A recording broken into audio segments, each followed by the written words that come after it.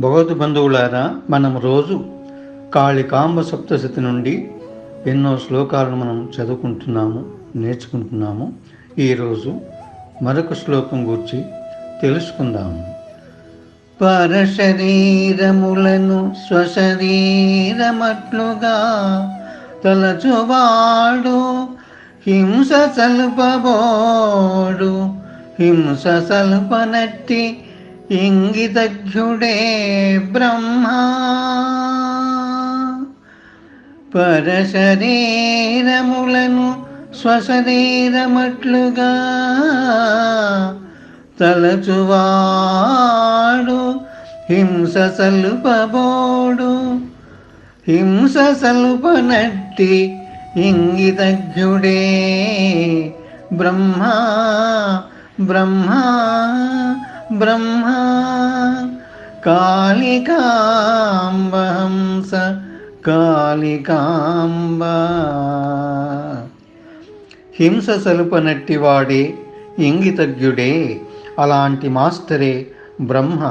బ్రహ్మ అంటే సృష్టికర్త, మూల చైతన్యము. హింసా ఛోడో హంసా పకడో, హింసా ఛోడో హంసా పకడో అని ఎలుగెత్తి ఘోషిస్తున్నాయి కదా పిరమిడ్ ధ్యాన కేంద్రాలు.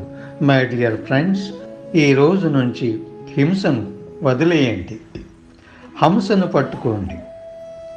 హింస అంటే మాంసభక్షణ. ఏ జంతువును చంపరాదు. ఈ ప్రపంచంలో, ఈ సృష్టిలో ఉన్న సకల జీవరాశులు, జంతువులు, పక్షులు మన సోదరులు, మన తోబుట్టువులు. మై డియర్ ఫ్రెండ్స్, ఎవ్వరు కూడాను మాంసము తినరాదు. కోడి, మేక, చేప, రొయ్య. రామచంద్ర, ఎంత నికృష్టులో అంటున్నారు వీర బ్రహ్మేంద్ర స్వామి. పరశరీరములను స్వశరీరమట్లుగా తలచువాడు హింస సల్పబోడు. హింస సల్పనట్టి ఇంగితజ్ఞుడే బ్రహ్మ. పరశరీరములను స్వశరీరమట్లుగా తలచువాడు హింస సల్పబోడు. హింస సల్పనట్టి ఇంగితజ్ఞుడే బ్రహ్మ. బ్రహ్మ బ్రహ్మ కాళికాంబ హంస కాళికాంబ. ఈ విధంగా ఈ పద్యం యొక్క భావాన్ని ఎంతో చక్కగా తెలుసుకున్నాము.